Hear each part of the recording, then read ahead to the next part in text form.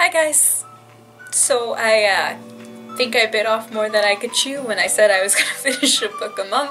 I have them, but I went ooh shiny, and then I tried to read 3 at the same time. It didn't go well. I'm a quarter of the way through this one. It's fun to call these ugly books and challenge yourself to read them. And it's called The Ice is Coming, and I'm a Game of Thrones nerd, so why not, right? I am like 3/4 of the way through this one. Graveyard Book by Neil Gaiman?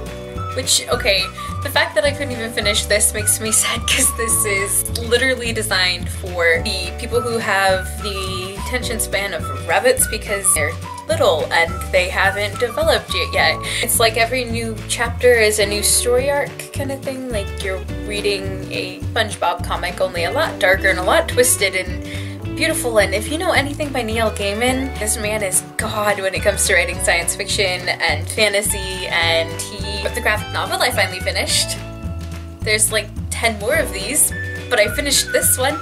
It makes it difficult to actually read comic books when you're looking at it going, I think that's what's going on in that scene. And then of course, a cult classic, Battle Royale. It takes me into what I actually want to talk about because I told you I'd be recommending books, and I'm going to do it because I have a backlog of books that I've read that I just need to start throwing at you people if I don't finish my books. And as a Washingtonian who was in high school around the time that it started, it was like every single one of us were obligated to read the Twilight series.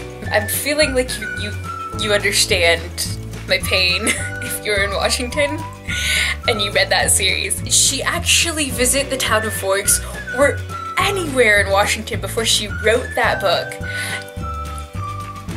Like the writing, just the fact that that's the vampire book that blew up just blows my mind. Blood and Chocolate. I was reading Blood and Chocolate. I was reading this thing, which is a very fancy cover for a girl who I don't remember how old she was when she started writing. How old is the author?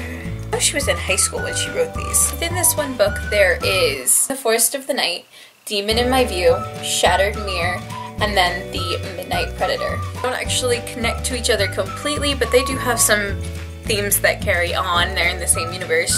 This is the best vampire book I have ever read in my life. Not sappy, it's well written, it's strong, powerful characters that you actually care about. The Shattered Mirror is the first one I read by her. I read it in high school. All of us, because there was about 4 or 5 of us who were the library nerds who sat and ate lunch in the library, gravitated to this book after Twilight craze hit and everybody was like, vampires! There's no abusive relationships. There's no creepy love triangles. Okay, well there's a creepy love triangle, but it's not like I'm in love with you, but now I'm in love with your baby who just was born. And I know I'm gonna get so much hate for this because there's so much love for this series. We went from Harry Potter to Twilight and I don't understand it. Someone actually stole the sign from the high school. The movie wasn't even filmed at that high school, they just used the sign and somebody stole it. And then the spawn that it produced, vampire book after vampire book, and then when that ran out it was werewolf after werewolf, and now there's zombie love stories, and